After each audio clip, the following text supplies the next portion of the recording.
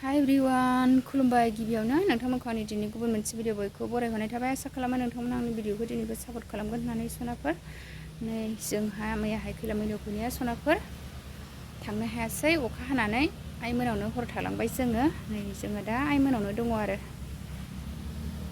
ओंखाम जाखांनानै थांसिगोन। नै दा फुंनि 8टा जाबाय सनाफोर दिनैनि ब्लग्सआव मा दिन्थिलांनो हायो दिन्थिलांनोसैलाय। मोजां मोनोबा लाइक कमेन्ट आरो शेयार खालामना होलांदो। थुदो लोगोफोर बिदिबा भिडिअखौ जागायनोसै। नानिया बाजानानै उन्दुफिनबाय मोनायावनो गेलेबायसो थादों बियो मालायनावखाय उन्दुनो सुखुआखै खोमा।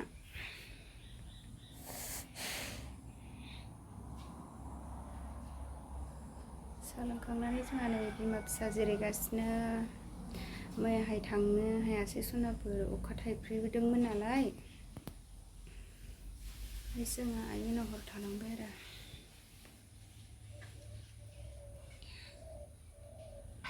बिफा फिसाया बेरायहैदों जोंहा नै जिरायगासिनो बिमा फिसाया।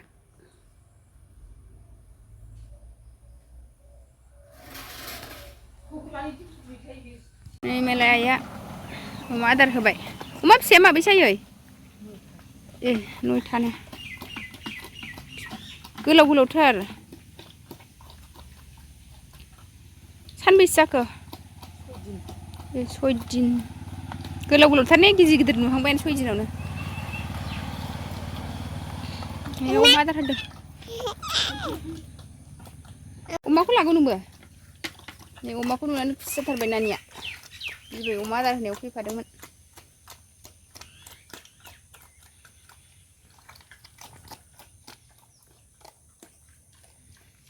ओंखारा अमासो लानो नागिरबाय।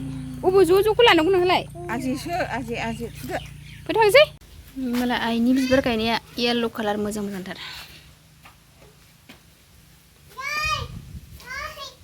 ओइ अबाव गाखोदों नोंहालाय?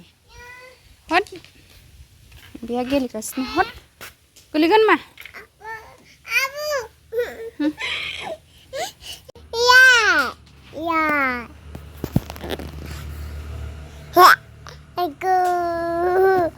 बेहा बिबार गायनायखौ खाखुमागासिनो।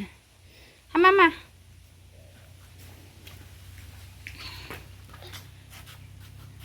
खाननाङा मा गाज्रि नुयो।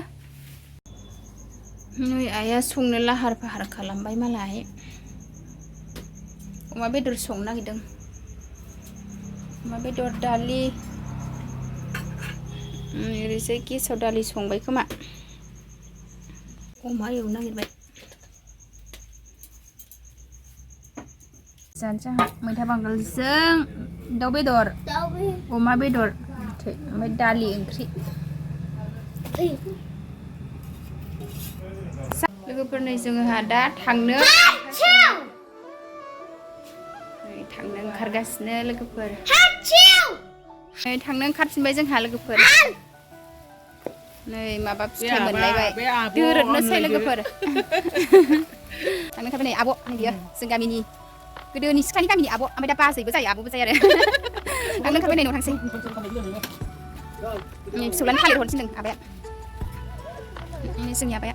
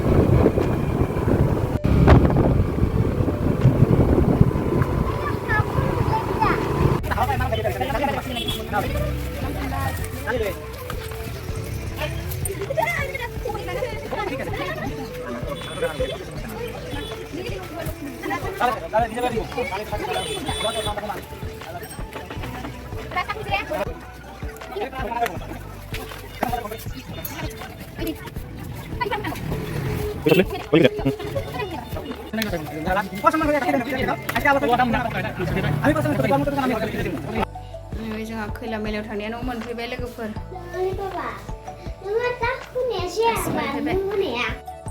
बेखौ आइया थालिर हरफादों आरो माखौ बिफां बायनाय होननानै गिदिर गिदिर आरो होमबाबो बेखौ आं फैबासो फैबाय नालाय